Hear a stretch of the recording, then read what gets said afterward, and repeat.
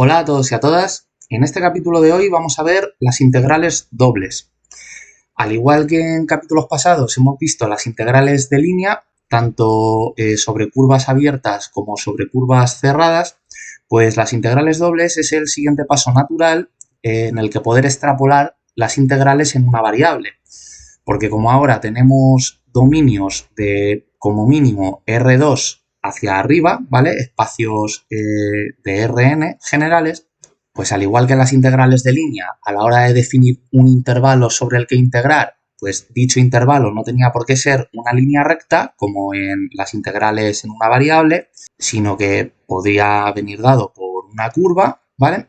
Pues ahora las integrales dobles de lo que van a encargarse es de cuando queremos generalizar el intervalo de integración a una región bidimensional. ¿De acuerdo? Cuando vamos a tener en el plano xy, porque vamos a poner ejemplos de funciones de xy, ¿vale? De R2 a R, pues cuando en la región sobre la que vamos a integrar va a ser un objeto bidimensional plano. Entonces, antes de comenzar, vamos a dejar claro cuáles van a ser las partes de este capítulo. Van a ser, en concreto, pues la primera, vamos a intentar entender qué es el concepto de integral doble, intentando extrapolarlo a partir de la suma de Riemann. Luego vamos a ver el teorema de Fubini y luego vamos a ver cómo aplica el teorema de Fubini a regiones de integración más generales. Porque os he dicho que tienen que ser regiones planas bidimensionales, pero vamos a comenzar por algo facilito cuando estas regiones son rectángulos y luego ya vamos a ir complicando la cosa cuando estas regiones de integración pues tengan formas las que sean, ¿de acuerdo? Entonces eso se clasifica en regiones de tipo 1 y tipo 2, bueno, y tipo 3 también, que son las que engloban a las de tipo 1 y a las de tipo 2, y ya finalizaríamos el capítulo. Así que vamos a empezar definiendo las funciones sobre las cuales vamos a realizar estas integrales, porque estas funciones tienen que ser funciones escalares, ¿de acuerdo? ¿Por qué? Pues porque con estas integrales lo que vamos, como ya os he dicho, es a extrapolar el concepto de las integrales en una variable y con las integrales en una variable estamos calculando áreas de regiones, ¿de acuerdo? Entonces, aquí, al tener una variable más, vamos a tener variables la x y la y, lo que vamos a estar es calculando volúmenes. Entonces, el número que nos dé nuestra integral lo que va a representar es un volumen. Por lo tanto, nuestra función tiene que ser una función escalar, ¿de acuerdo? Las integrales dobles solo aplican a funciones escalares. Para funciones vectoriales, lo vamos a ver en capítulos más adelante, tendremos las integrales de superficie, ¿vale? Y eso es otro tema. Entonces, vamos a definir nuestra función, pues, por ejemplo, f, que va a ir de una región, vamos a llamarla U, contenida en R2, a R. Vale. Entonces vamos a poner un dibujo de qué queremos decir con todo esto. Muy bien. Nosotros vamos a tener esta imagen de partida.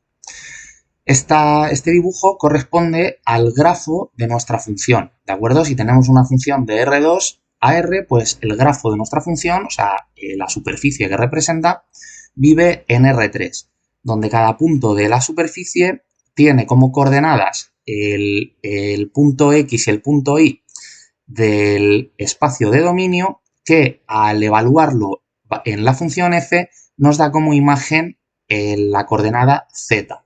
Por lo tanto, aquí a la hora de calcular el volumen delimitado por una etapa inferior que va a ser nuestra región de integración y una etapa superior que va a ser lo que os estaba diciendo, todos los puntos de la región U y sus imágenes, esto, pues bueno, entendedme que esto de aquí es un abuso de notación porque aquí en realidad en donde está la U lo que tenemos es una dostupla de puntos, o sea, un x0 y 0, ¿de acuerdo? Correspondiente a algún punto en esta región U y luego su imagen, o sea, f de x0 y 0.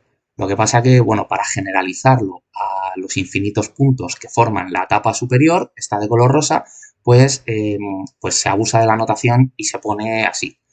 Entonces, lo que os comentaba es que queríamos calcular este volumen, ¿vale? Aquí tenemos el mismo dibujo, simplemente sombreado en color blanco, así clarito, el volumen que vamos a querer calcular. ¿Cuál es ese volumen? Pues el comprendido entre nuestra región U y, y la imagen de esa región U junto con las coordenadas también de U, ¿vale? O sea, bueno, pues os decía también antes que íbamos a empezar por situaciones facilitas en las que la región de integración iba a ser un rectángulo. Aquí, bueno, pues parece un cuadrado, pero ya sabéis que un cuadrado es un tipo especial de rectángulo, ¿de acuerdo?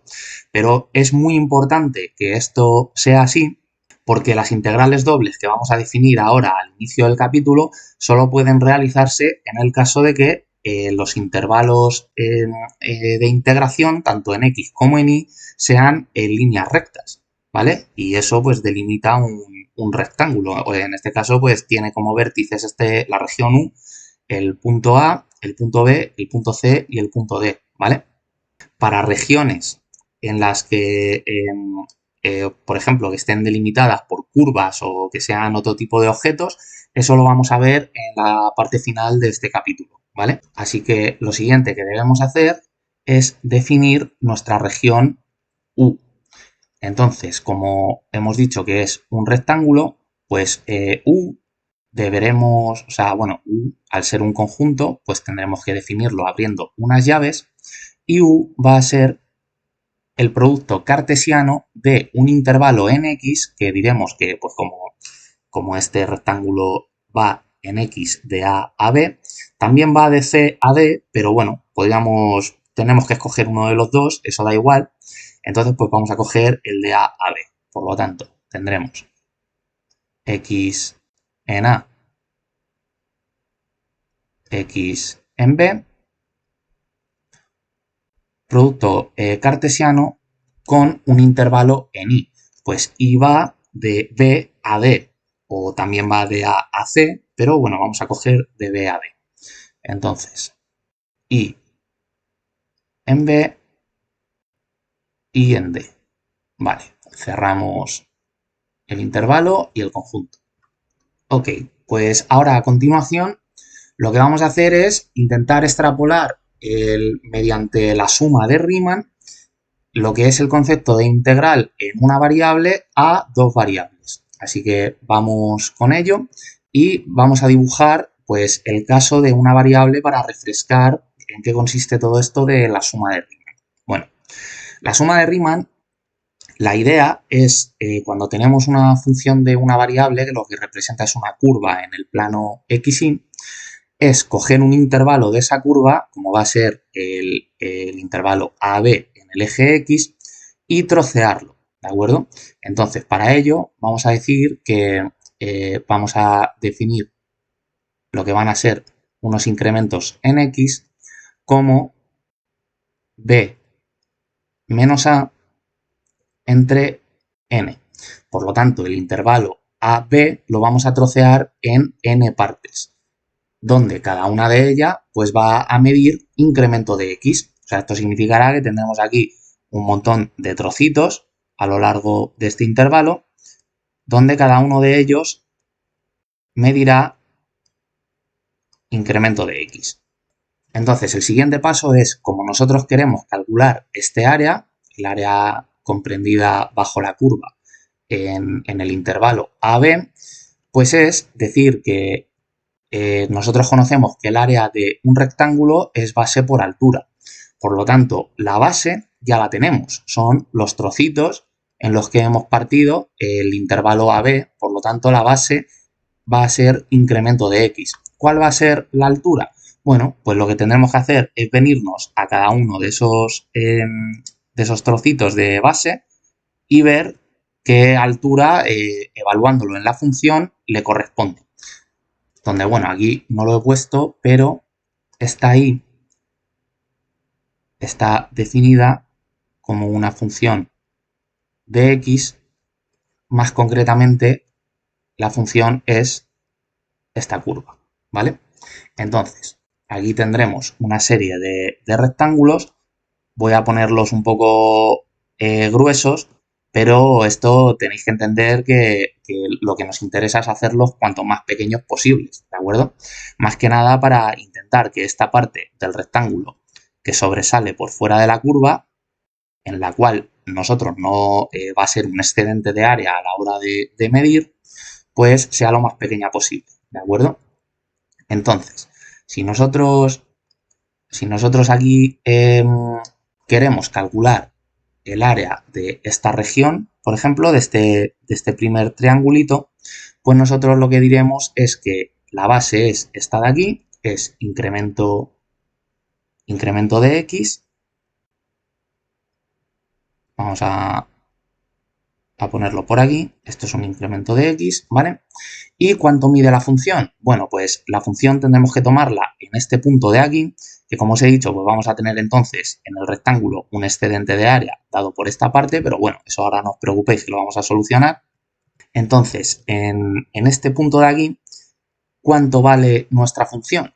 Pues tendremos que irnos a qué punto es este en el eje X. Pues desde el 0 hasta ese punto lo que tenemos es esta distancia que es A más esta otra distancia que es un incremento de X. Por lo tanto, el rectángulo rojo será, o el área, mejor dicho, de este rectángulo rojo, pues vamos a llamarlo el área 1, pues este será F evaluado en A más incremento de X por incremento de X. Vale. ¿Cuánto será el área de este rectángulo de aquí? Pues bueno, la base es exactamente la misma.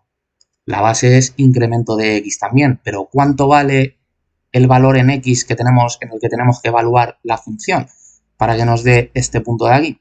Pues será a más 2 incremento de x, porque este punto está justo, o sea, es el siguiente trocito en el que nosotros hemos subdividido el intervalo AB. Entonces, el área del rectangulito amarillo, pues será, por ejemplo, vamos a llamarle un área 2. Este será F de A más 2 veces incremento de X por incremento de X.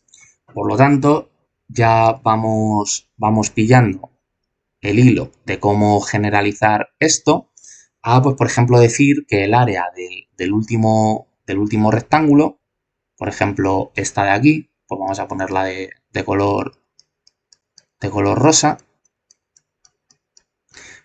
El área enésima será igual a la función evaluada en A más n incrementos de x, porque este punto corresponderá a, como hemos troceado el intervalo AB en n trozos, pues este trozo será el enésimo incremento de x, ¿vale? O sea, este de aquí. Entonces, esto al multiplicarlo por incremento de x nos dará el área de este rectángulo. Cuando lo sumemos todos, pues obtendremos un área que será aproximadamente igual al área que nosotros queremos calcular. ¿Por qué aproximadamente igual? Pues porque los excedentes de rectángulo que os he dicho antes, pues nos darán un área mayor, ¿de acuerdo? Yo, porque he elegido hacerlo de esta forma, pero podríamos haberlo hecho de otra forma, habiendo cogido, en vez de en el incremento de x en el cual evaluamos la función, si en vez de coger el extremo más a la derecha, cogemos el extremo más a la izquierda, en vez de un exceso de área, hubiéramos tenido un déficit, ¿de acuerdo? Correspondiente a que si, por ejemplo, a ver dónde lo haga, que lo haga aquí, que se vea bien. Si yo en este incremento de x decido evaluar la función en vez de en el punto de la derecha, en el punto de la izquierda, tengo este punto y el rectángulo correspondiente es este. Por lo tanto, este trocito hasta llegar a la curva, que representa la función no lo estaría contando, ¿de acuerdo? O sea, habría un déficit de área. Como yo lo estoy haciendo cogiendo el segundo punto en vez del primero, pues hay un exceso de área. Entonces, esto significa que al sumar todo esto vamos a tener un área aproximada a la que nosotros queremos calcular, que vamos a poder poner como el sumatorio desde i igual a 1 hasta n de f de a más i incremento de x por incremento de x. Vale, aquí veis que al sumar toda esta columna, pues puedo sacar factor común a los incrementos de x y sumar las funciones en los puntos que la evalúo y queda exactamente esto, ¿de acuerdo? Vale. Pues la magia del cálculo diferencial o en general del cálculo, pues es decir que si nosotros ahora hacemos el límite de esto cuando los incrementos de x, o sea, los hacemos infinitamente pequeños, pues eso significará que los incrementos de x, al hacerse muy pequeños, habrá muchísimos más. O sea, trocearemos todo esto en muchísimos más trozos, ¿de acuerdo? Entonces, ¿qué es lo que ocurrirá? Pues que para calcular todo el área tendremos que sumar más trocitos de área, o sea, habrá más trozos porque tendremos que evaluar la función en más puntitos de cada uno de los intervalos. Entonces eso se hace matemáticamente escribiendo el límite. Cuando n tiende a infinito, del sumatorio desde i igual a 1 hasta n de f de, y ahora para no escribir todo este troncho de a más i por incremento de x, lo que se pone aquí es x sub i, ¿de acuerdo? Simplemente esto es notación, para no escribir todo esto, pues escribimos esto, ¿vale? Pero igual, esta i hace referencia al número que va, o sea, al punto del trocito de incremento de x en el cual estamos calculando el área de su rectángulo correspondiente por incremento de x. Entonces aquí al hacer el límite, pues lo que os decía, esto es un sumatorio, podemos sacar factor común al incremento de x y nos van a quedar aquí un montón de términos sumándose. ¿Cuántos? Pues como n tiende a infinito, pues esta i irá tomando valores 1, 2, 3, así hasta infinito, porque habrá infinitos rectángulos, ¿vale? Por lo tanto, aquí habrá unos términos que serán infinitos, o sea, una suma de infinitos términos, además positivos, según he definido esta función, por lo tanto, esto dará infinito, y este incremento de x, pues das cuenta que es b menos a entre infinito, pues eso en el límite tiende a 0, por lo tanto, esto es 0. Infinito por 0 es una indeterminación. Por lo tanto, ¿cómo solucionamos esto? Bueno, pues alguien se dio cuenta en el pasado de que la suma de Riemann, que, bueno, esto, insisto, yo tengo un capítulo en la lista de matemáticas donde enseño cómo resolver numéricamente la suma de Riemann y esto se puede hacer, ¿vale? Pero lo bueno de esto es que alguien se dio cuenta que esto es exactamente igual a hacer una antiderivada, ¿vale? Por lo tanto, la suma de Riemann es igual que hacer una integral entre el punto A y el punto B, o sea, una integral vista como una antiderivada de nuestra función por un diferencial de x, ¿de acuerdo? Y esto es pues uno de los teoremas fundamentales del cálculo. Bueno, pues voy a borrar y continúo. Muy bien. Entonces, ¿qué es lo que ocurre? Bueno, pues que nosotros, aprovechándonos de que la región U es un rectángulo, pues nosotros vamos a poder subdividirlo en rectangulitos más pequeños. ¿De qué área? Pues de área base por altura. Base un incremento en x y altura un incremento en y. Entonces vamos a tener este dibujo. Aquí podemos ver que un trocito de área de la región U pues corresponde al producto de un trocito en la región, o sea, en el intervalo en X por un trocito en el intervalo en Y. ¿De acuerdo? Pues, por ejemplo, pues proyectando este rectangulito, pues en Y correspondería a un trocito por aquí y en X pues correspondería a un trocito por aquí. Entonces esto es hacer lo mismo que acabamos de hacer hace un momento.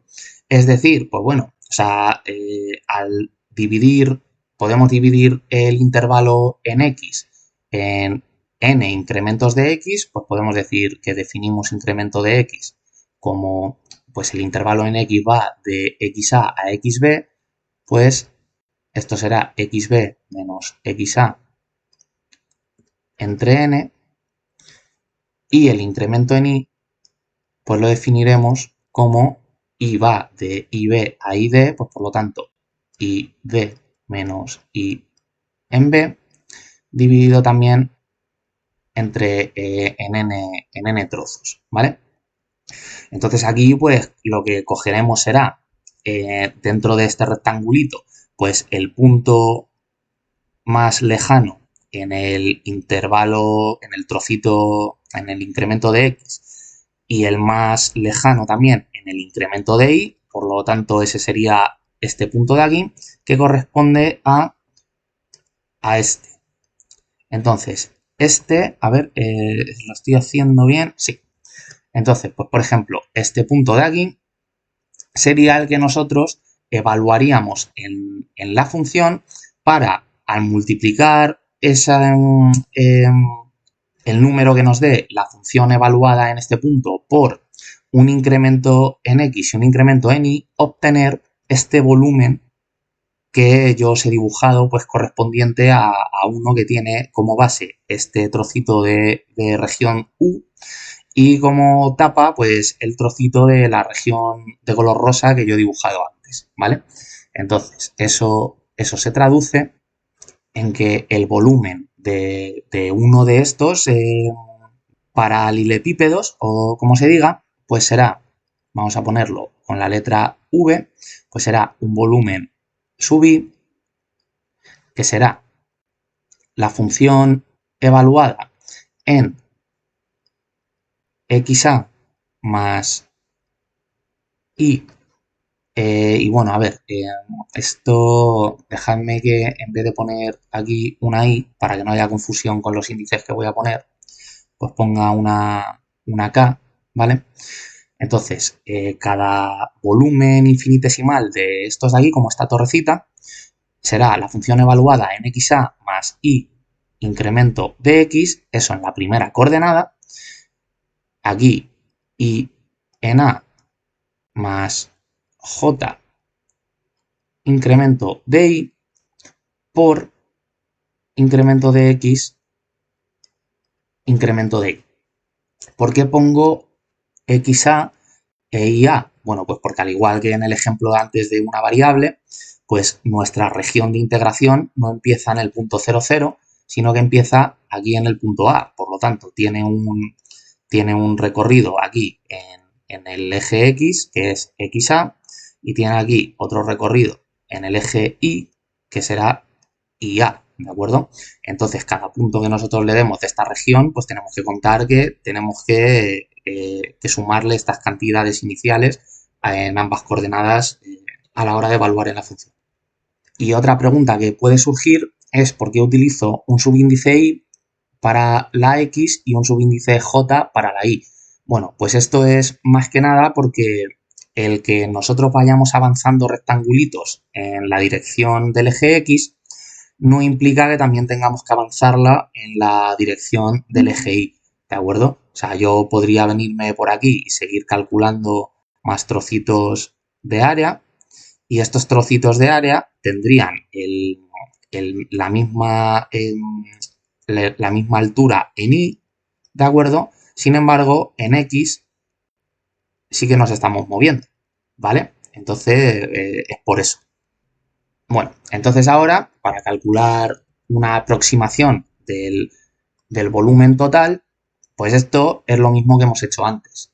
El volumen total será aproximadamente el sumatorio de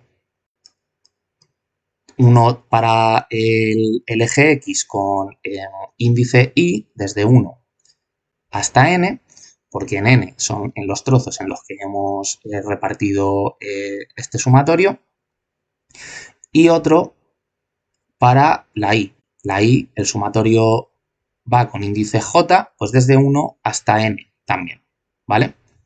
Alguien podría decir, bueno, y si fuera un rectángulo que, por ejemplo, el intervalo en y fuera mayor que el intervalo en x, si lo dividimos en n partes, los trocitos en y serían más grandes que los trocitos en x. Bueno, pues podríamos decir entonces que el intervalo en y lo subdividimos en m partes, siendo m mayor que n.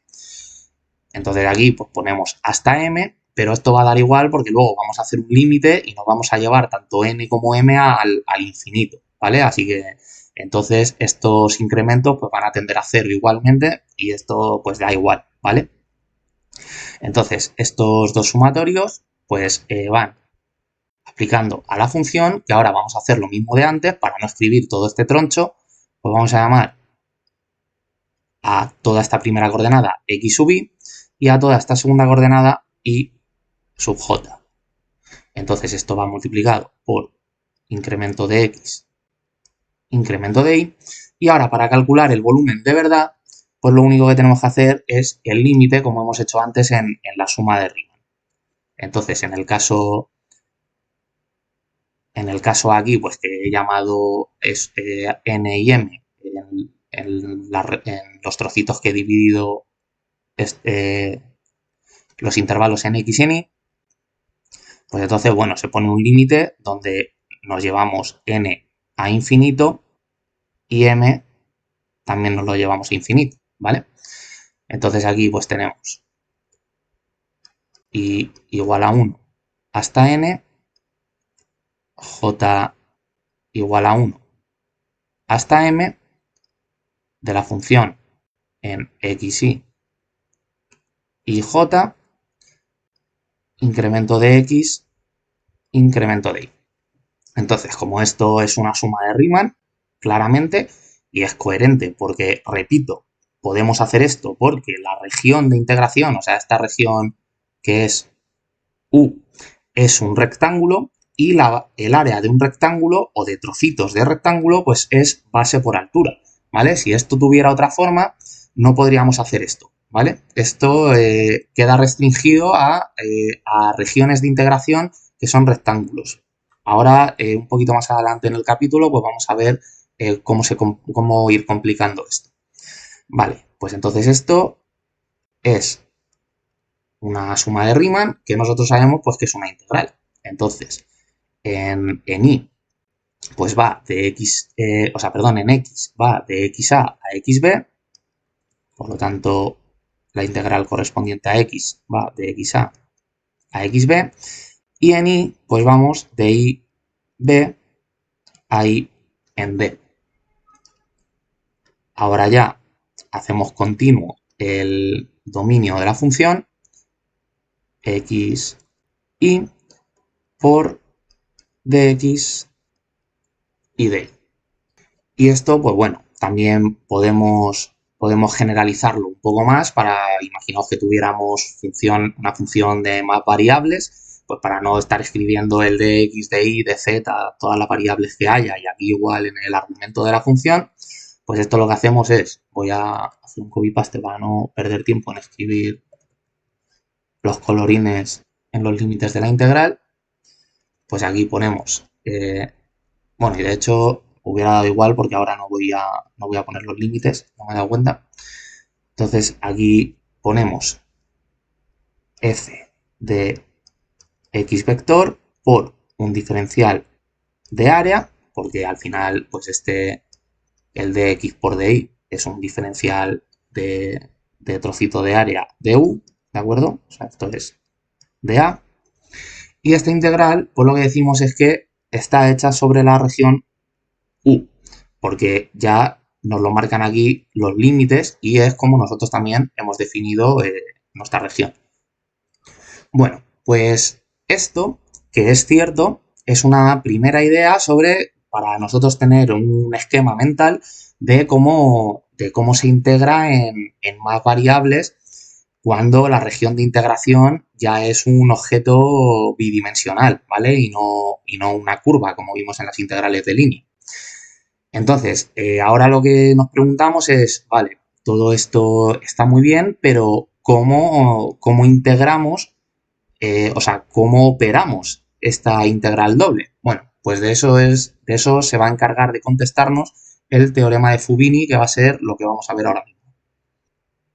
Muy bien, pues el teorema de Fubini, cómo comienza es con la siguiente hipótesis. O sea, es decir, nosotros tenemos una función multivariable que viene representada como la variable dependiente z, dependiente de las otras dos variables que son x y mediante la función f. O sea, z se define como una función de x y de y. Muy bien. Entonces, ¿qué ocurriría si nosotros fijáramos una de estas dos coordenadas? O sea, si dijéramos, por ejemplo, y vale tanto. Entonces, ¿en qué se convierte nuestra función? Bueno, pues esto, si recordáis del capítulo de derivadas parciales, el fijar una de las coordenadas es equivalente geométricamente a atravesar a nuestra superficie con un plano que se extiende a lo largo del valor que fijemos nosotros para esa coordenada. Pues, por ejemplo, fijamos un valor de y, pues nosotros estaríamos atravesando con un plano, pues por ejemplo, en el valor y sub 0 que fijemos, estaríamos atravesando nuestra superficie con este plano de aquí. Entonces, a ver que lo dibuje. Vale. ¿Qué ocurriría con esto? Pues que justo este plano, pues a lo mejor atravesaría a nuestra superficie, pues más o menos por aquí, cortándola de esta forma. Entonces eso reproduciría el siguiente dibujo. Muy bien. Aquí veis pues que solo he puesto la parte del plano que corta lo que sería dentro de nuestra región U, ¿de acuerdo? Para que se pueda entender el dibujo. Entonces, yo he escogido fijar, fijar la coordenada y en un valor que yo he llamado x estrella, que corresponde pues a este punto en el eje de la y. O sea, este punto de aquí sería y estrella, ¿de acuerdo? Entonces, ¿qué ocurre con nuestra función en ese caso? Pues como hemos fijado una de las coordenadas, pues nuestra función ya no será la misma. Vamos a llamarla entonces z estrella, queriendo hacer ver pues que ahora lo que tenemos es una función de x y de un valor constante de y que hemos llamado y estrella, ¿vale? O sea, voy a ponerlo por aquí arriba. Definimos y estrella como constante. Vale. Entonces, esta función pues ya no es una función de x y de y, sino que es una función solo de x. Porque si y es un número fijado, pues solo tenemos dependencia real de la x. ¿Qué es esta función? Bueno, pues esta función es lo que os he dicho, corresponde a la parte de nuestra superficie en la que nosotros hemos fijado la y o también visto como la intersección de nuestra superficie, o sea, del grafo de nuestra función f con el plano que pasa por y estrella. Eso es esta curva amarilla de aquí, ¿vale? Esta curva sería nuestra función z estrella. Entonces vamos a llamarla f momentáneamente porque como ahora esta función pues en realidad solo depende de la x, vamos a poder llamarla como f estrella de x. Entonces, eso va a ser esta curva de aquí, vamos a llamarla f estrella, y como f estrella es una función solo de x, pues hacer la integral de esta función en el intervalo a b será equivalente a calcular el área bajo esta curva de color amarillo, que es nuestra función estrella, en dicho intervalo. O sea, correspondería a calcular el área de esta región que yo he pintado en color azul oscuro, ¿vale? Entonces vamos a escribirlo. O sea, si nosotros calculamos la integral desde xa a xb de esta función, de f estrella de x por dx, estamos calculando este área, que entonces pues vamos a llamar área de y estrella. ¿Y por qué lo pongo como dependencia de y estrella? Pues bueno, porque si nosotros en vez de haber escogido y estrella hubiéramos escogido otro valor para la y, también constante, o sea, dentro del intervalo en y, o sea, de b a d o de a a c, pues este área nos hubiera dado otro número distinto, pues correspondiente a que, pues, por ejemplo, por el lado izquierdo, pues la función a lo mejor crece un poquito más y hay un trocito más de área que sumar en el intervalo, ¿vale? Pero esto nos da la idea de generalizar el área de y estrella a una función, de la forma que según en qué y nosotros hubiéramos fijado la coordenada, pues este área sería un número distinto y eso pues es el concepto de función. Por lo tanto, decimos que a va a ser una función que dependa de y. Y eso va a corresponder al siguiente dibujo.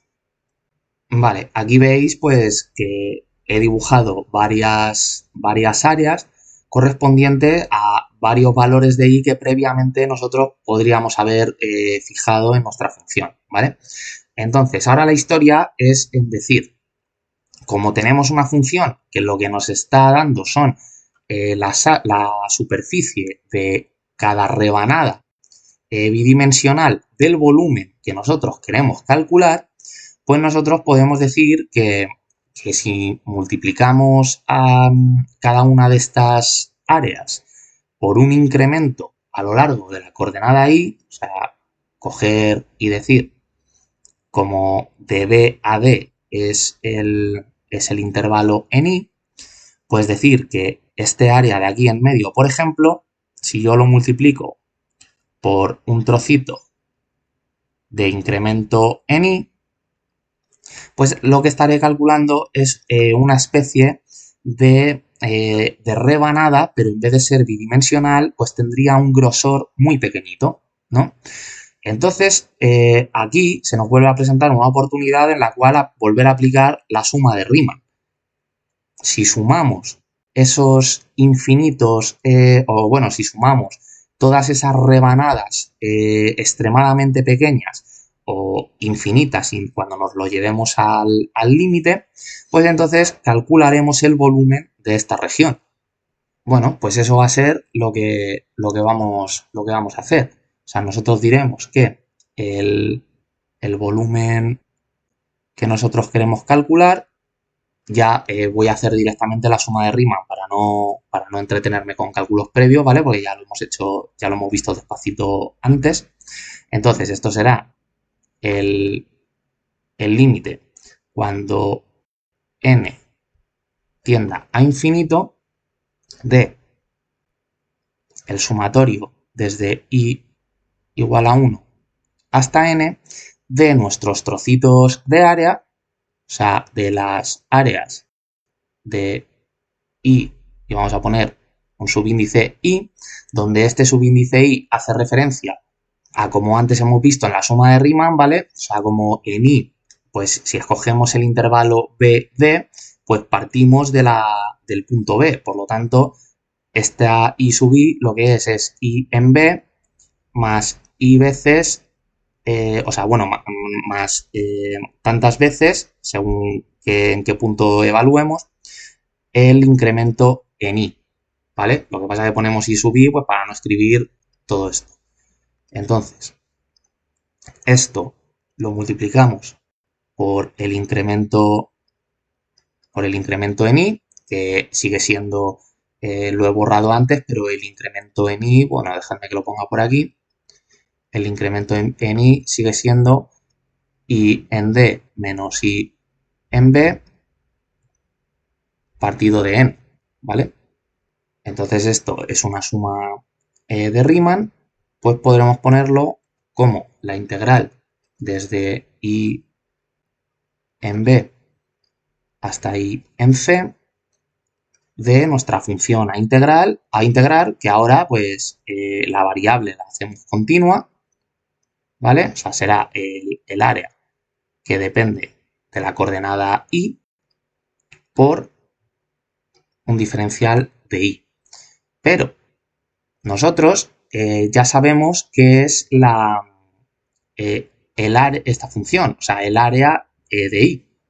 Esta función es la que hemos obtenido al generalizar el área que nos había dado de fijar y en y estrella a decir que, pues bueno, que no concretamos que y fijamos, sino que lo dejamos como una variable.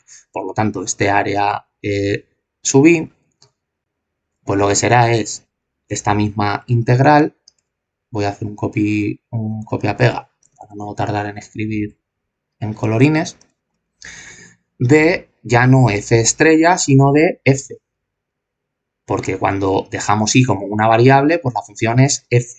Por lo tanto, de f de x y por diferencial de x. Así que simplemente pues sustituimos aquí, tendremos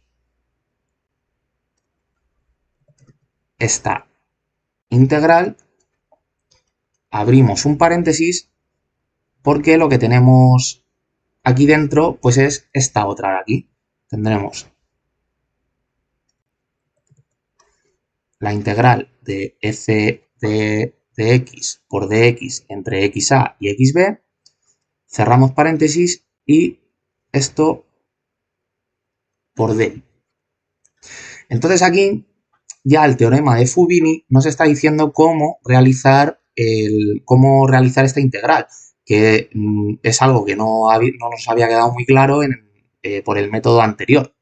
Aquí lo que nos está diciendo es, haga usted, o sea, usted quiere calcular el volumen de cierta región, pues haga usted primero la integral de la función correspondiente a esta superficie, primero respecto a una variable, tomando la otra como una constante, lo que dé quedará en función de y luego pues usted lo integra respecto de la otra variable, pues en este caso respecto a y. O sea, esto es en definitiva como hacer una derivada parcial. ¿Os acordáis que pues nosotros primero fijábamos, por ejemplo, para hacer una derivada parcial, fijábamos un valor de la coordenada x y calculábamos pues la pendiente de la recta tangente en una proyección de una función que solo dependía de la otra variable, pues lo mismo que hemos hecho aquí, pero para la derivación. Entonces, pues luego ya en los cálculos no hace falta decir que tomamos y como una y estrella, como una constante y tal. Nosotros simplemente dejamos la y, pero sabemos que mientras estemos operando en la integral respecto de x o en la derivada respecto a x, pues la y actúa como una constante y viceversa. Cuando hagamos la integral respecto de y, pues si hay alguna x será una constante. Lo que pasa es que, bueno, en este caso, en el que integramos primero respecto a x, luego ya no va a aparecer la x porque se evalúa. Entonces no, ya solo queda dependencia respecto de la y. Pero bueno, si hiciéramos, eso ahora mismo lo voy a explicar, si hiciéramos todo esto en el orden inverso, si en vez de haber fijado la coordenada y en y estrella hubiéramos fijado la coordenada x, pues hubiéramos calculado secciones de área de este volumen, en vez de orientadas paralelas al eje x, hubieran estado paralelas al eje y, o sea, en la dirección perpendicular. Entonces, en ese caso, pues nos hubiera salido todo exactamente igual, lo único que nos hubiera dado aquí, pues integrar primero respecto a y luego respecto a x, pero es exactamente equivalente. Y de hecho, eso es parte del teorema de Fubini, que es que hacerlo, integrar primero respecto a una variable, integrar respecto a otra, o hacerlo de forma inversa, es exactamente equivalente. Entonces voy a ponerlo ya por aquí. Esto es exactamente igual O sea, no lo demuestro porque en realidad es hacer el mismo cálculo que hemos hecho intercambiando la X por la Y y pues bueno, yo creo que hasta ahí, si estamos viendo este vídeo, llegamos todos, ¿no? Entonces, para no perder tiempo y que quede un capítulo extremadamente largo, pues eso considero que es trivial y voy a obviarlo, ¿vale? Entonces, esto es exactamente igual que hacerlo al revés, o sea, de hecho voy a hacer un copia-pega, donde lo que vamos a borrar es los límites de la integral. Y entonces aquí primero integraremos respecto a y luego respecto a x. Muy bien. Entonces esto es y b y d. Y aquí xa, xb. Y esto, pues bueno, nos sirve para nosotros saber cómo proceder a realizar la integral, repito, pero bueno, esto luego ya no, pues no se ponen los paréntesis, esto directamente pues se ponen los dos símbolos de la integral, se pone la función con el argumento de x de y, esto entre x a xb y b y d. Y esto también pues se puede poner un poquito más general, porque imaginaos que estuviéramos calculando una integral de variables x, y, z, w, las que fueran, pues para no estar escribiendo todo, pues simplemente pues ponemos que estamos haciendo la integral doble en la región U, porque es la región U la que va de x a xb en x y de ib a id en y, ¿de acuerdo? Aquí lo hemos puesto, de nuestra función y ya ponemos el argumento en forma vectorial, ¿vale? Por un diferencial de área, porque dx por dy, lo he puesto en el dibujo de antes, como nuestra región U es un rectángulo, pues es base por altura, pues esto es un diferencial de área de la región U. Y esto es en esencia una integral doble, ¿vale? Con la peculiaridad de que el recinto de integración o la región de integración es un rectángulo. Esto es muy importante, ¿vale? O sea, todo esto es así para regiones de integración que son rectángulos. Bueno, entonces, antes de avanzar, quiero comentar una cosilla muy rápido que es lo siguiente. Voy a coger esta expresión de aquí, voy a llevármela por aquí arriba porque si no, no me va a caber lo que quiero decir, que va a ser lo siguiente. Si por casualidad nosotros tuviéramos, o sea, esto que voy a contar es parte del teorema de Fubini, ¿de acuerdo? Si por casualidad nosotros tuviéramos una función tal que pudiéramos separarla en el producto de dos funciones, una que depende de x y otra que depende de y, pues por ejemplo decimos que f de xy es igual a h de x por g de y, pues entonces al hacer esta integral, como todo lo que depende de una variable cuando se integra respecto de la otra es constante, pues nos queda de la siguiente forma. Voy a copiar esto hasta aquí, a ver cuál estamos integrando aquí primero. Sí, bueno, como da igual el orden, pues vamos a ponerlo de esta forma.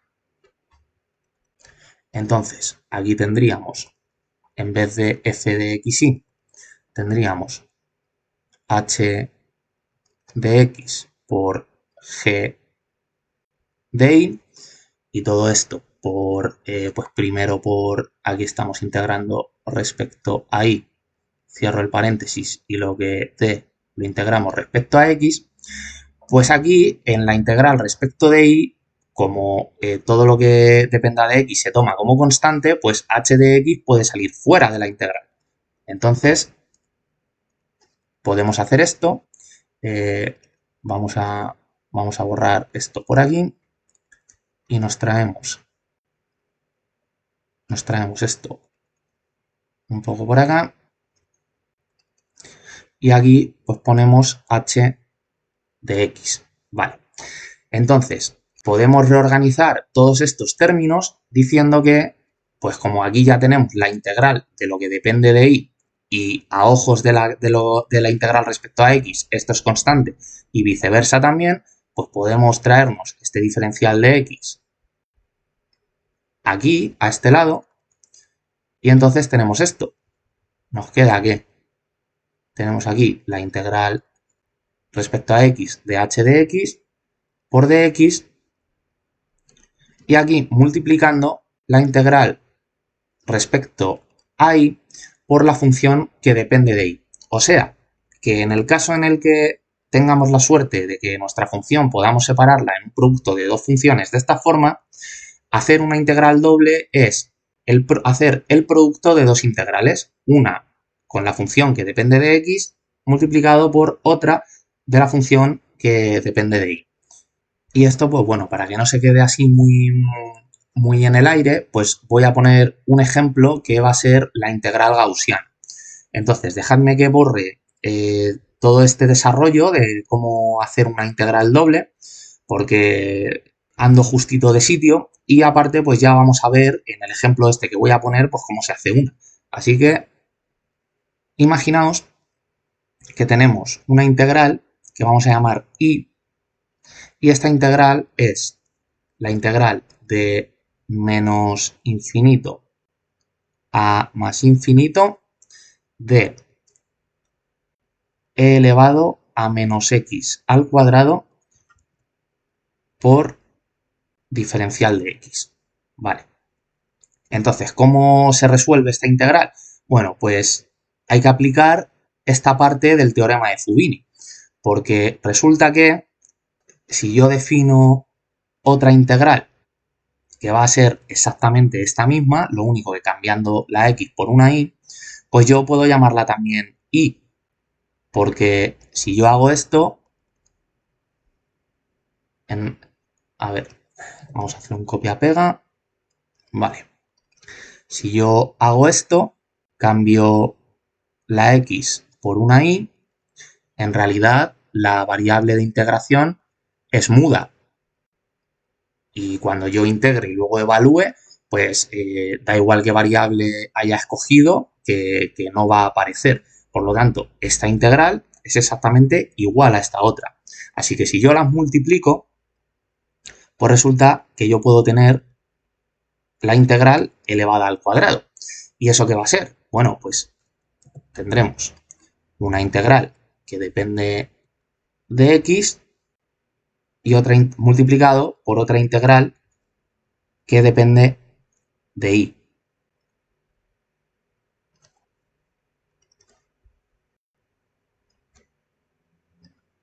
Entonces, aquí lo que estamos haciendo es aplicar esta parte del teorema de Fubini, pero hacia atrás, ¿vale?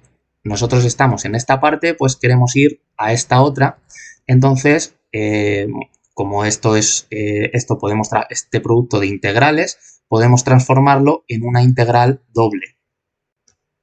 Una para la x y otra para la y. Entonces lo que vamos a tener es e elevado a menos x al cuadrado por e elevado a menos y al cuadrado de x de y. Y todo esto pues en ambas desde menos infinito a más infinito en las dos, ¿vale? Esto habría que escribirlo uno para cada una de las integrales, pero bueno, así no escribo tanto. Entonces, nosotros sabemos que por las propiedades de las potencias, esto podemos ponerlo como e elevado a menos x al cuadrado más y al cuadrado, ¿vale? Con el menos fuera el factor común. Entonces vamos a ponerlo así.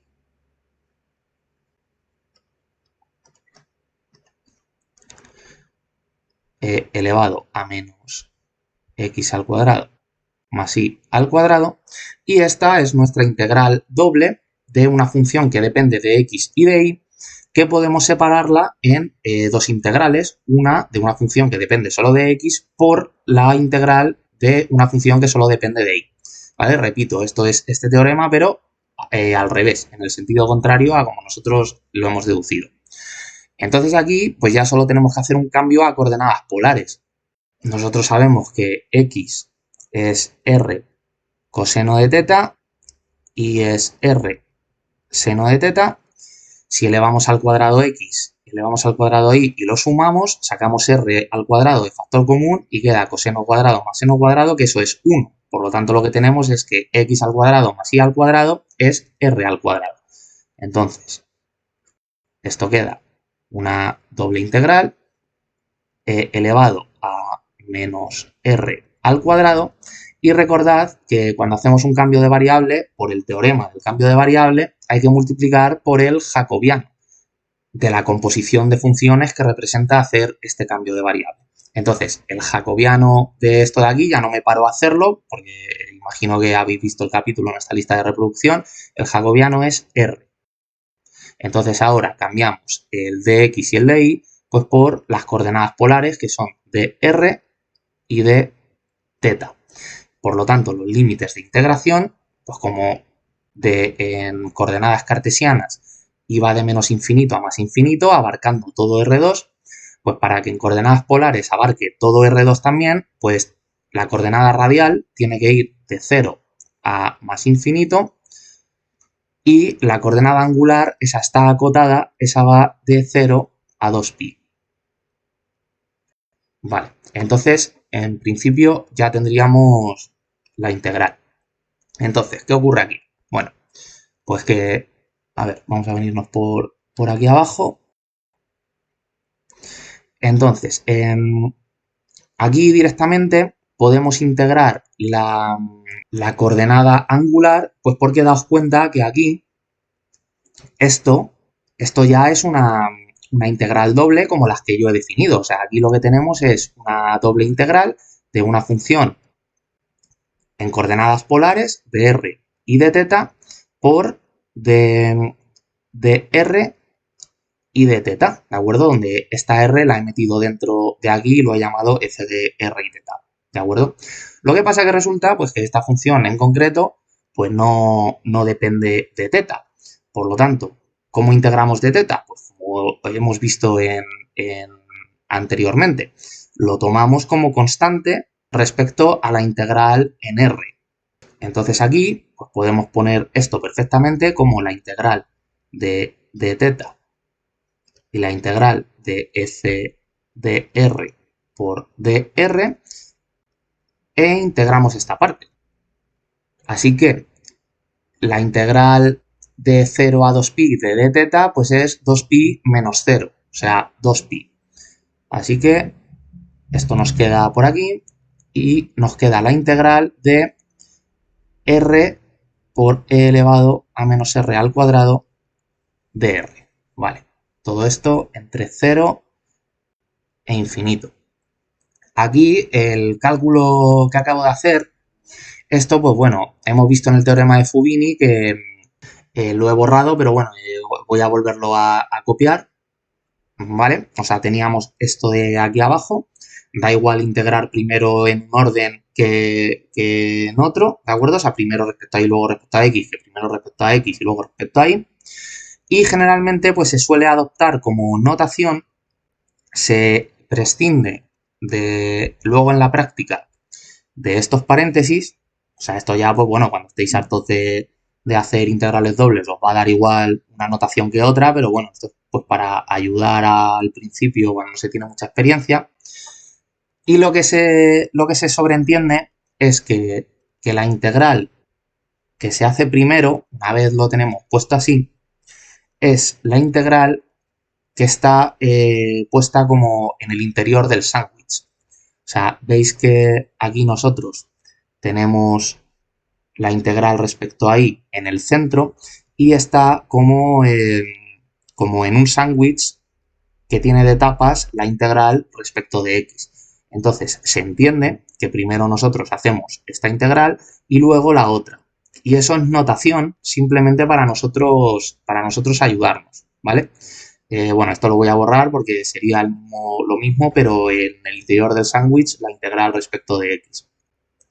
O sea, yo lo que os quería decir es que es lo que he usado yo aquí al integrar la coordenada angular, es que podemos usar otra notación que es directamente poner la integral respecto a una variable, pues por ejemplo aquí estamos poniendo la de la variable x, la última, pues poner aquí el diferencial de x y luego poner la integral de f de x y de y, ¿de acuerdo?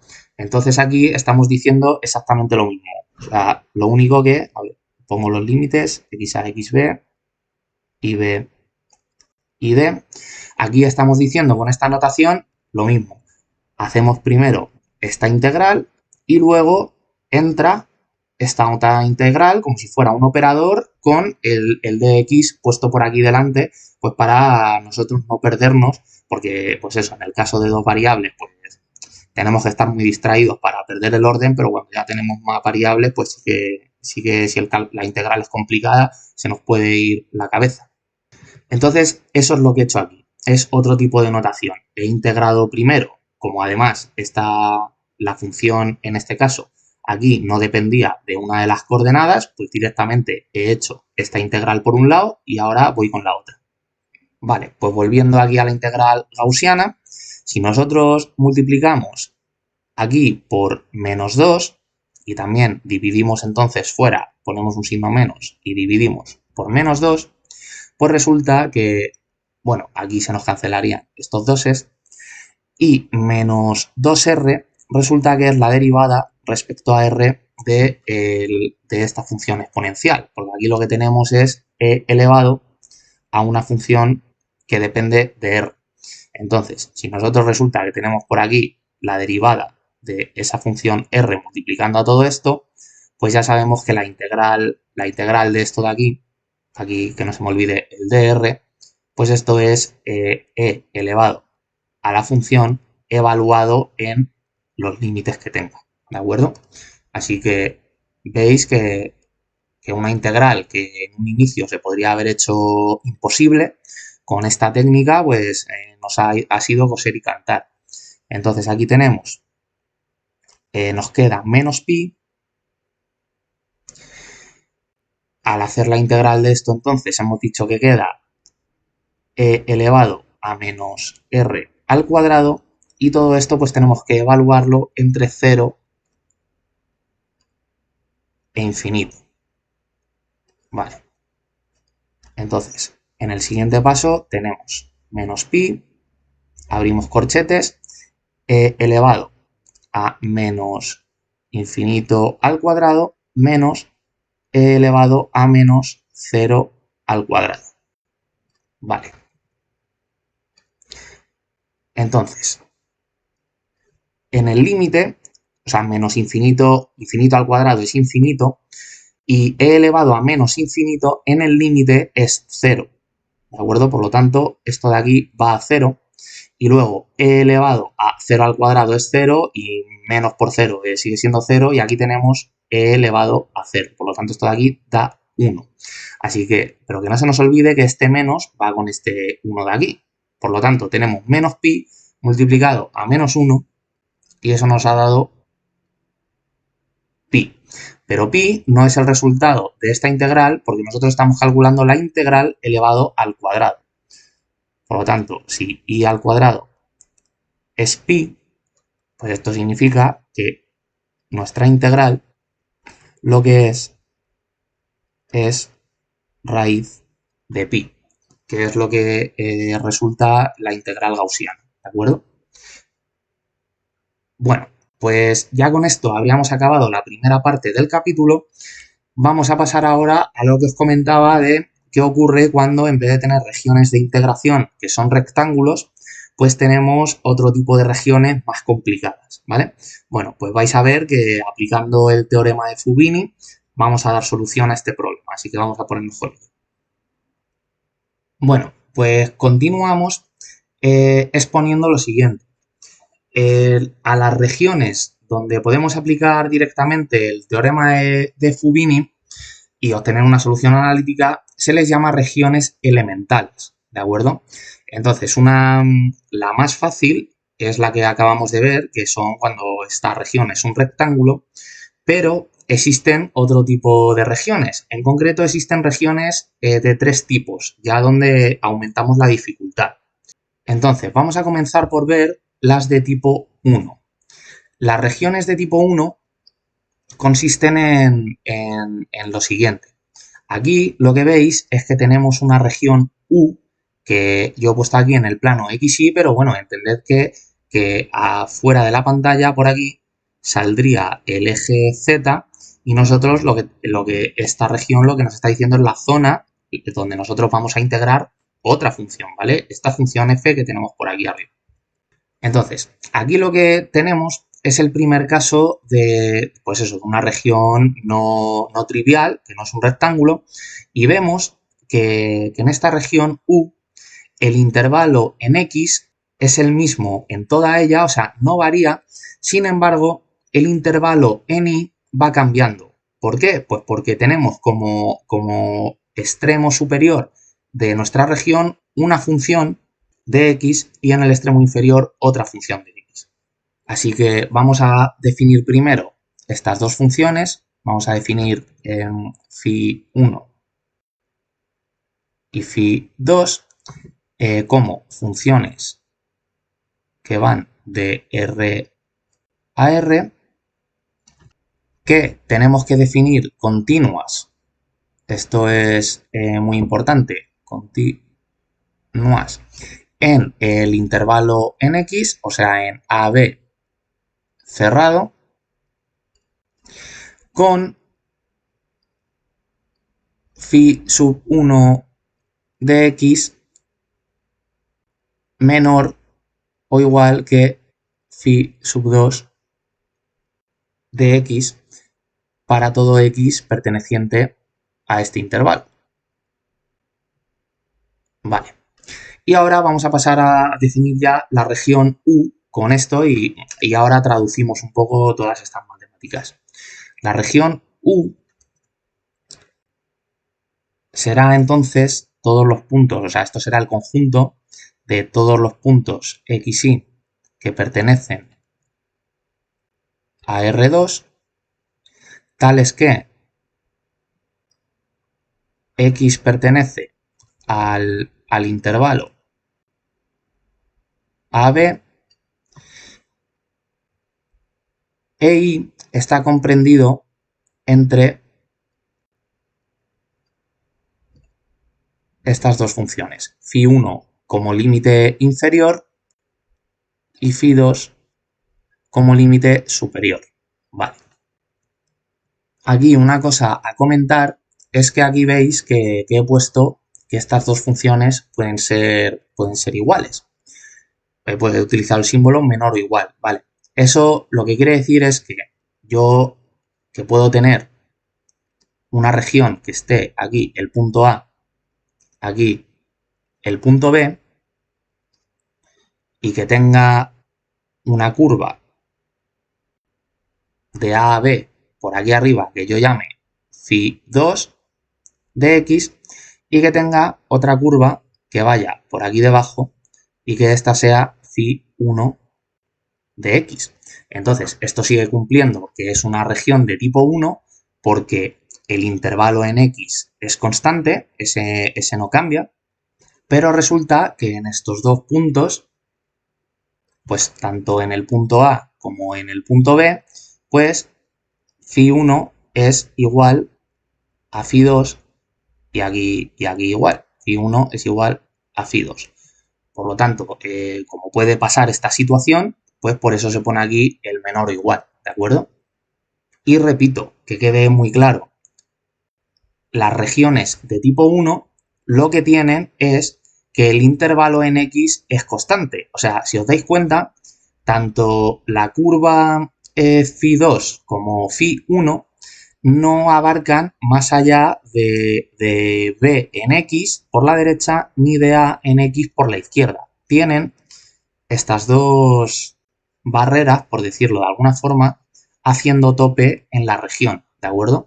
Entonces, lo que sí que vemos es que el incremento en i, pues por ejemplo, aquí el incremento en i de A a C es este, pero por ejemplo, el incremento en esta parte de aquí, pues es más pequeño que este, o sea, el intervalo, perdón, no el incremento, los intervalos en i, según vamos avanzando en el intervalo en x, pues son variables, ¿vale? Por aquí abajo dejo un dibujo, ¿de acuerdo? Para marcar que los intervalos en i no son constantes.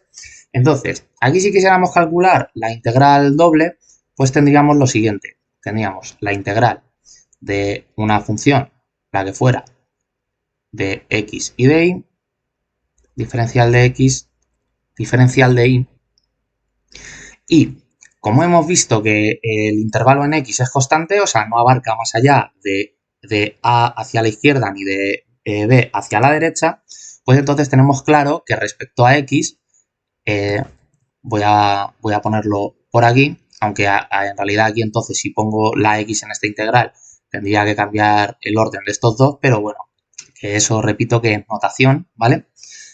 Entonces x está claro que va de xa a xb, pero y como fluctúa en el tránsito de x de a a b, pues la altura de y pues está acotada por arriba por phi2 y acotada por abajo por phi1, pues y ya no nos queda tan claro qué límites poner. Así que vamos a poner momentáneamente que y tiene inicial abajo e y final arriba, ¿vale? Momentáneamente. Entonces, aquí lo que tenemos es que vamos a irnos a este dibujo, es que y inicial, nos venimos aquí a lo largo del eje y, pues y inicial correspondería a, pues por ejemplo, este trocito de aquí.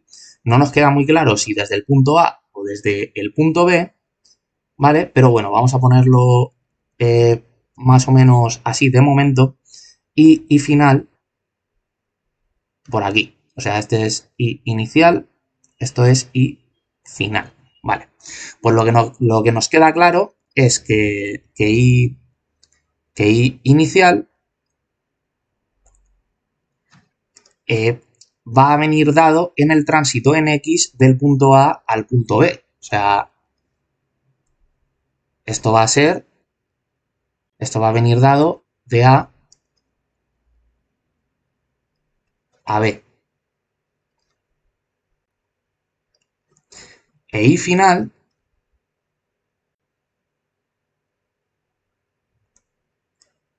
esta va a venir determinado en el tránsito en x de C a D.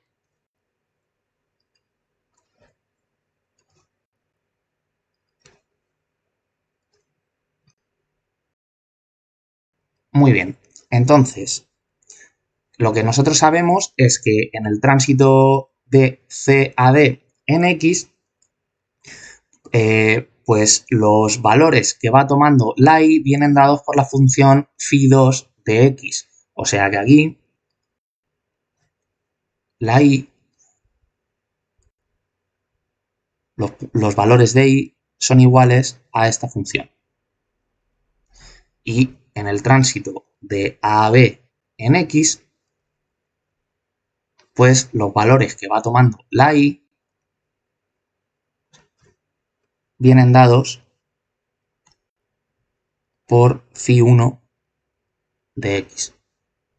Por lo tanto, el límite inferior en la coordenada y, o sea, y lo que hemos llamado y inicial, pues viene representado por la curva que viene dada por esta función, por phi1, e y final por la curva que viene dada por esta otra función.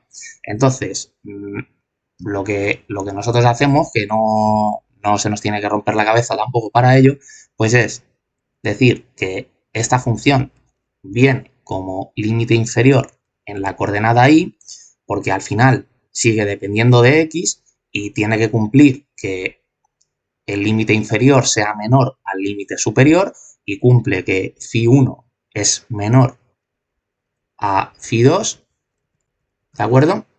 Y que el límite superior, o sea, y final, pues tiene que venir dado por esta otra función. Así que aquí en el teorema de Fubini, lo que nosotros vamos a tener que hacer es poner una integral en x, xa, xb, y la integral en y va a depender de funciones de x. O sea, aquí tendremos que poner phi1 de x y aquí phi2 de x de esta función. Entonces, bueno, aquí para ser correcto, pues hacemos primero la integral respecto a y y luego respecto a x. Vale. Entonces ahora, pues una vez hagamos la integral, esta integral se hace normal y corriente, lo único que cuando obtengamos la primitiva de la función f respecto al haberla integrado en y, pues ya lo único que nos quedará, o sea, aquí lo que tendremos es una función f mayúscula. Entonces esta función lo que hay es que evaluarla entre phi1 de x y phi2 de x. Y aquí, que no se me olvide, esto hay que ponerlo, bueno, vamos a ponerlo esto así mejor y queda la integral respecto a x con los límites, que no se me olvide. Entonces, el paso siguiente, pues lo que es aplicar el teorema fundamental del cálculo, o sea, aquí habríamos puesto esto como la regla de Barrow y pues ahora lo que tendríamos es f de, donde esta f mayúscula es la primitiva de f minúscula respecto a la variable y, f de x phi2 de x menos f de x phi1 de x, y esto pues la integral respecto a x. Aquí tenemos xa y xb. Y nada, pues esto lo máximo que tendríamos que hacer, pues esto se divide a su vez en dos integrales, o sea, una que va a ser esta y la otra esta de aquí, donde daos cuenta que en esta segunda, bueno, en la primera la coordenada y es la función phi2 y en esta segunda la coordenada en y es la función phi1.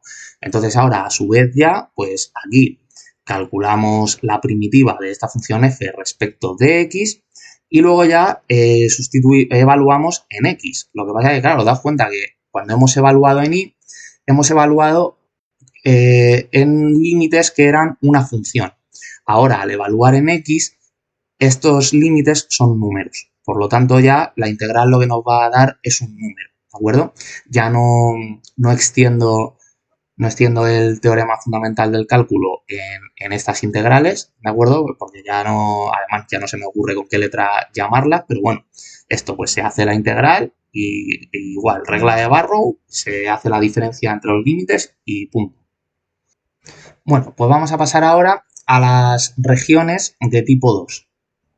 Vale, pues las regiones de tipo 2 veis que son como el contrario de las de tipo 1. O sea, en las de tipo 1 lo que teníamos era que el intervalo en x no abarcaba más de los límites, o sea, de a a b. Sin embargo, aquí el intervalo que es constante es el intervalo en y. ¿Vale? Veis que el intervalo en y como límite inferior el punto A no abarca más hacia abajo nuestra región, tiene como techo o como suelo esta parte de aquí y tampoco abarca más arriba de C, que es este techo de aquí, ¿vale? Sin embargo, el intervalo en X pues no nos queda claro pues, porque vemos que va dependiendo de estas de las curvas que transitan del punto A al punto C y del punto B al punto D. Entonces, pues como yo creo que ya esto es muy parecido al primer caso, pues voy a ir un poquito más rápido. Aquí lo que tendremos que hacer es definir estas dos funciones, las que hacen de límite inferior en el intervalo en x y de límite superior, que pues son psi1 y psi2, que van a ser funciones que van a ir de R a R, que vamos a pedir que sean continuas en el intervalo en I a C, y o con psi1 de I, porque estas funciones van a ser ahora funciones de I, ¿de acuerdo? Daos cuenta que este dibujo, al estar como rotado 90 grados, pues claro, ya no van a ser funciones que dependan de X estas curvas, ¿de acuerdo? Entonces, psi1 de I es menor o igual que psi2 de I. Para todo I perteneciente al intervalo AC. O sea, esto es muy parecido a lo de antes, ¿vale? Entonces, ahora lo que tenemos que hacer es definir la región U. Y así, antes de que se me olvide, o sea, aquí lo mismo. He puesto que estas dos funciones pueden ser menor o igual por si se da el caso en el que tenemos aquí un punto B y aquí un punto A, y tenemos pues por aquí psi1 de I y por aquí psi2 de I. Entonces, estas funciones en el punto A y en el punto B son iguales, ¿de acuerdo? Exactamente igual que pasaba antes con el otro dibujo. Entonces, aquí la región U la vamos a definir como los puntos X, Y pertenecientes a R2, tales que Y va a pertenecer a un intervalo constante, o sea, Y va a ir de A a C, pero X va a estar acotada inferiormente por psi1 de I, que va a ser menor o igual que X, y acotada superiormente por psi2 de I. Vale, entonces esta va a ser nuestra región. Os pongo aquí un dibujito como el de antes, ¿vale? Yo creo que aquí sin tanto color, o sea, sin ser tan opaco, se ve claramente que el intervalo AC en I, esta región no lo traspasa, ¿de acuerdo? Sin embargo, el intervalo en X, pues por ejemplo, si lo fijáramos como el intervalo en AB, pues está claro que aquí C sí que lo traspasa. Y por ejemplo, si fijáramos el intervalo en X como el CD, pues aquí este trozo lo sobrepasa, ¿vale? Entonces esto es hacer lo mismo aquí. Cuando tengamos una integral de una función de xy, de x, de y, pues ahora lo que vamos a tener es, haremos primero la integral respecto a x, tendremos un x inicial y un x final, que ahora vamos a definir estos límites, y que pues y será el y en a como extremo inferior e y en c como extremo superior. Entonces, aquí tendremos que y final y inicial pues son funciones que vienen en el tránsito en I, pues la inicial de A a C y la final de B a D. Entonces, vamos a marcar aquí el tránsito como una flecha. Entonces, en este camino, en el de A a C, pues tenemos que X es igual a la función psi1 de variable y. Y en este otro, pues tenemos que x es psi2 de la variable y también. Pues cuando vengamos aquí a hacer la integral, pues simplemente tenemos que sustituir. Aquí tendremos el intervalo en y a y c, y aquí tendremos como límite inferior psi1 de y psi2 de y. De esta función de f de xy, y estamos integrando primero respecto a x y ya por último luego respecto a y. Entonces igual, esto se integra normal y corriente y luego pues cuando apliquemos la regla de Barrow, hagamos la resta entre los límites de la integral, pues en vez de sustituir un número, sustituimos una función de y. Luego, pues tendremos que integrar respecto a y y nos habrá quedado pues un troncho importante, pues porque claro, al meter ahora una función, sustituir una variable por una función, pues quedará algo más complicado. Pero bueno, se podrá integrar de una forma u otra y luego se sustituye en los límites IA e IC, que estos sí que son números, ¿de acuerdo? Bueno, aún así voy a ponerlo. Esto será, pero voy a hacer un copy paste para no tardar mucho. Aquí tendremos esta integral que aplicaremos la regla de Barrow. Tendremos f de y todo esto evaluado en si 1 de y límite inferior, si 2 de y límite superior y luego integrar respecto a y. Entonces ya aplicando el teorema fundamental del cálculo, pues tenemos esto, f si 2 de y menos f si 1 de y vale, aquí cierro el corchete y esto lo integro respecto a x. O sea, perdón, respecto a y. Vale, entonces ya aquí pues lo que me queda es distribuir esta integral en esta resta, ¿vale? Que ya lo hago directamente, ¿vale? Aquí veis que ya he aplicado, o sea, aquí psi2 y aquí psi1, ¿vale? Entonces, bueno, pues ya esto se integraría a cada una de estas dos funciones, se aplicaría otra vez la diferencia entre los límites en IA y C siendo estos números y la integral nos daría un número, ¿vale? Entonces, vamos a ir ahora con las regiones de tipo 3. Muy bien, pues ¿qué ocurre con las regiones de tipo 3? Pues lo que creo que os he dicho antes de empezar esta última parte del capítulo.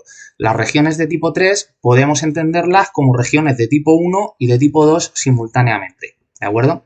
Entonces, a la hora de enfrentarnos a ella, pues es a nuestra elección, según conveniencia, cómo entenderla. Por ejemplo, aquí tenemos una región, he llamado U, que claramente es una región que está comprendida entre una serie de curvas que yo he llamado pues la que va de A a D gamma 1, la que va de D a C gamma 2, la que va de C a B gamma 3 y de B a A gamma 4, ¿de acuerdo? Esto es indistinto. Entonces, aquí lo que ocurre es que si las interpretamos como de tipo 1, pues lo que vamos a tener son las gamma sub i interpretadas como funciones phi sub i que dependen de x. Y si las interpretamos como regiones de tipo 2, pues vamos a tener que las curvas gamma sub lo que sea, gamma 1, gamma 2, gamma 3, gamma 4, pues estas van a ser como las que hemos visto psi sub i que dependen de y. Entonces, vamos a resolver esto primero entendiéndola como una región de tipo 1 y luego como una región de tipo 2. Muy bien, pues aquí tenemos esa región U interpretada como tipo 1. Entonces, al interpretarla como tipo 1, nosotros lo que nos centraremos es en ir de vértice a vértice de nuestra región en la dirección del eje X. Pues por ejemplo, veis que el vértice más a la izquierda que hay es el punto A, pues vamos hacia la derecha y nos topamos con que el siguiente es el punto B. Vale, pues ahí trazamos esta línea y seccionamos nuestra región en una primera zona. Luego seguimos avanzando y el siguiente vértice, o sea, avanzamos de B hacia la derecha y nos encontramos con el siguiente vértice que es D. Bueno, pues ahí igual seccionamos otra vez nuestra región U y marcamos este área pues de color rojo. Y ya de D a C solo nos queda otra región, ¿vale?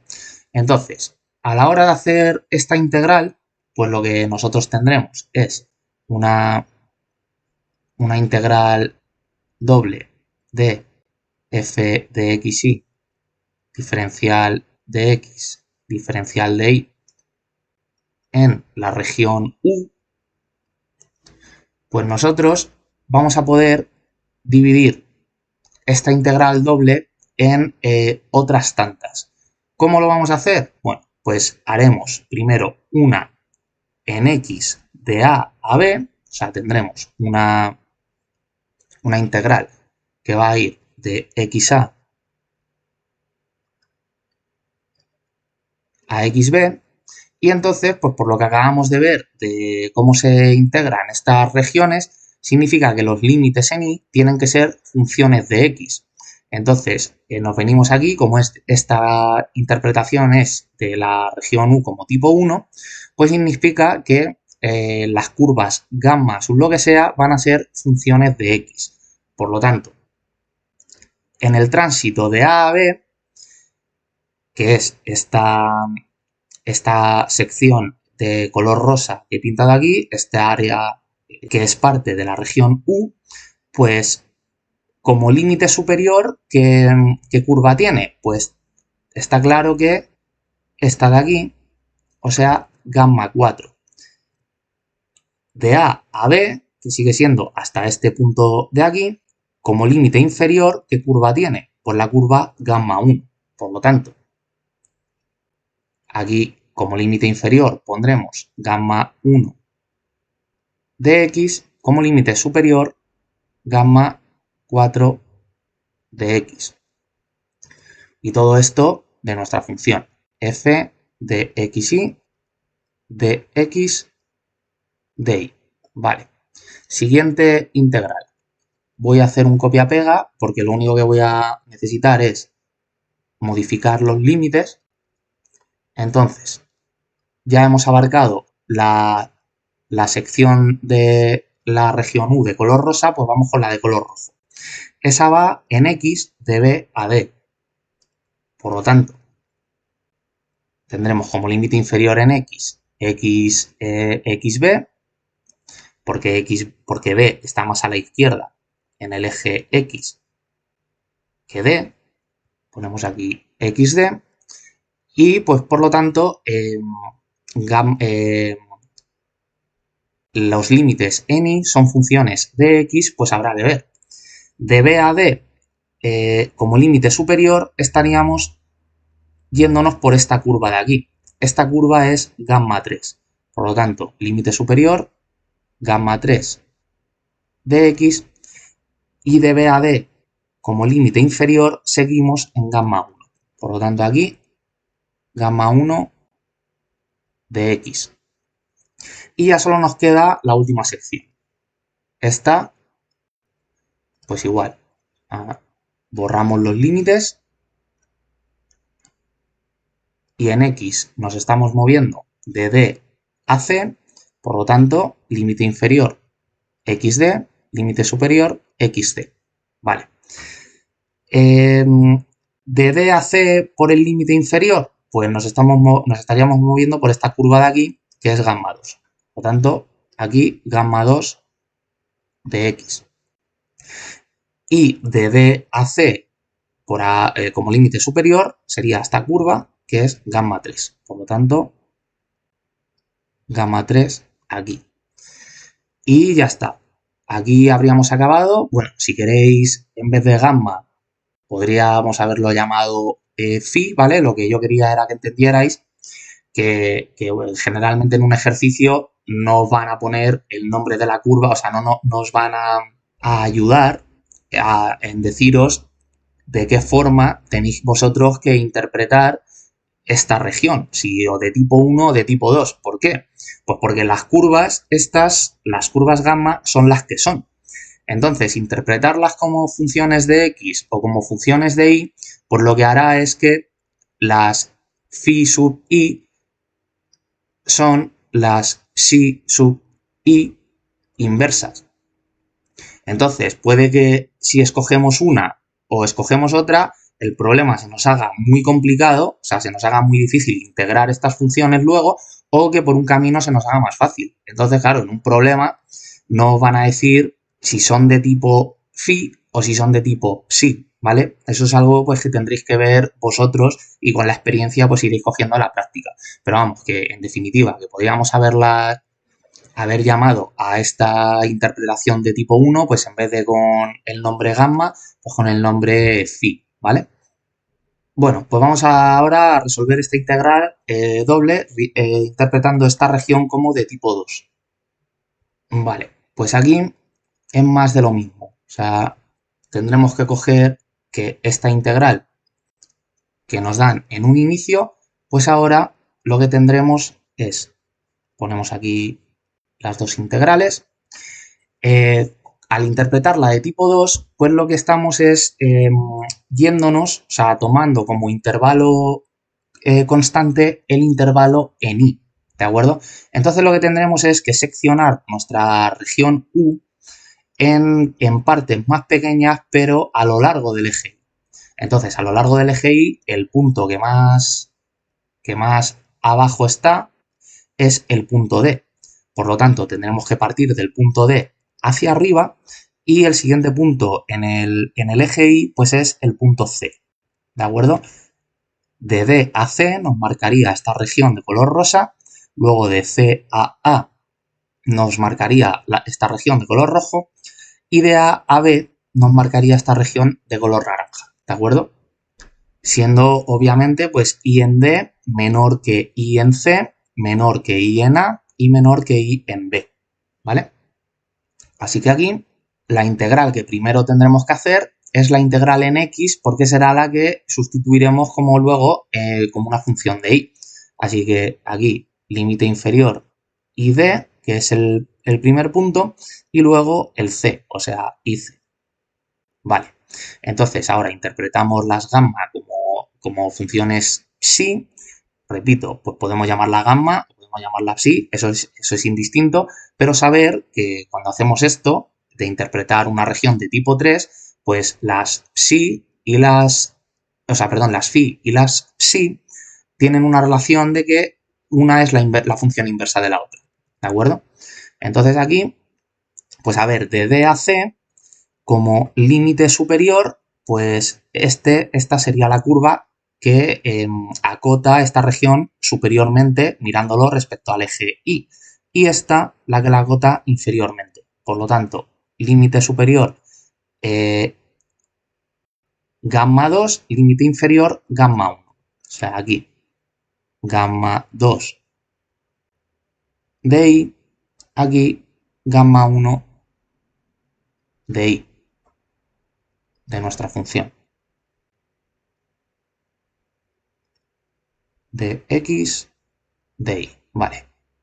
Entonces, pues esto ya es muy fácil. Vamos a hacer un copia-pega con las otras dos regiones y borro los límites, que es lo único que va a cambiar, ¿vale?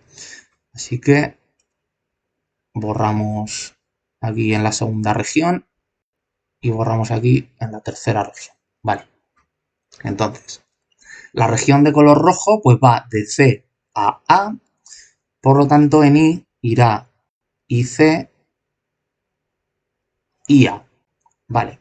Pues de C a A vamos por este trocito de curva que corresponde ya a la curva gamma 3 como límite superior.